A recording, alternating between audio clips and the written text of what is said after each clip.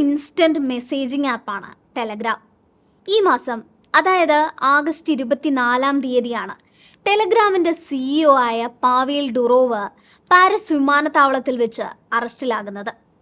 Telegram ആപ്പിൽ കുറ്റകരമായ പ്രവർത്തനങ്ങൾ നടക്കുന്നു എന്നതായിരുന്നു ഡുറോവിനെതിരായ പ്രധാന ആരോപണം. ചൈൽഡ് പോണോഗ്രഫി, മയക്കുമരുന്ന് കച്ചവടം, പണം വെളുപ്പിക്കൽ, ക്രിപ്റ്റോ ഇടപാടുകൾ തുടങ്ങിയ കുറ്റകൃത്യങ്ങൾക്ക് ടെലഗ്രാം വേദിയാകുന്നുവെന്നും അത് തടയാനുള്ള ആവശ്യത്തോട് ഡുറോവ് സഹകരിക്കുന്നില്ല എന്നതും ചൂണ്ടിക്കാട്ടിയാണ് ഫ്രഞ്ച് അധികാരികൾ ഡുറോവിനെ അറസ്റ്റ് ചെയ്തത്.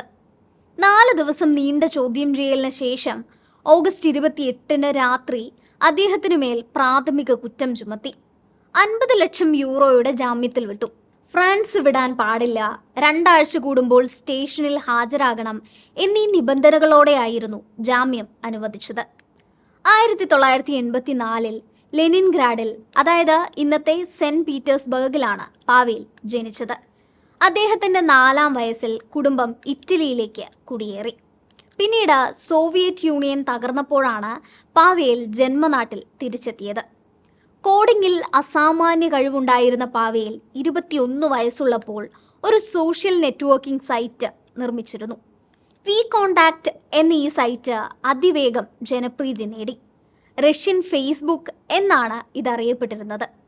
പക്ഷേ ഈ സൈറ്റ് 2013 റഷ്യൻ അനുകൂലിയായ യുക്രൈൻ പ്രസിഡന്റ് വിക്ടോർ യാനുക്കോവിച്ചിനെതിരെ നടന്ന പ്രതിഷേധങ്ങൾക്ക് പരക്കെ ഉപയോഗിക്കപ്പെട്ടു.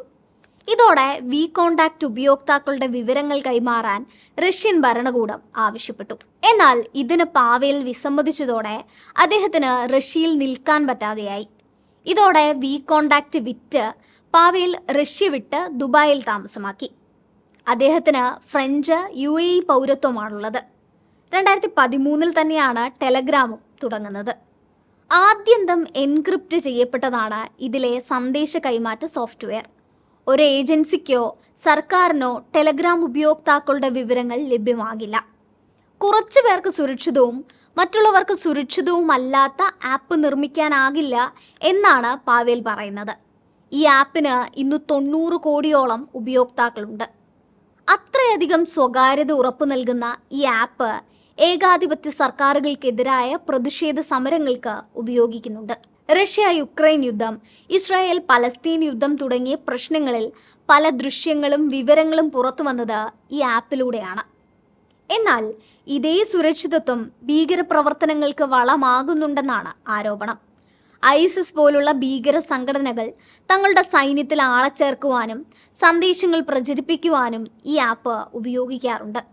അതുപോലെ കുട്ടികളുടെ ലൈംഗിക പീഡനം സംബന്ധിച്ച വിവരങ്ങൾ പങ്കുവെക്കുന്നത് തടയാനും ടെലഗ്രാമിന് വ്യക്തമായ നയങ്ങളില്ലാത്തത് ഈ ആപ്പിൻ്റെ പ്രധാന ബലഹീനതയാണ്.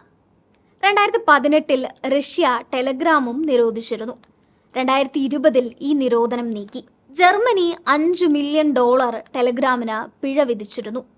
2023 ബ്രസീലും നിരോധനം കൊണ്ടുവന്നു.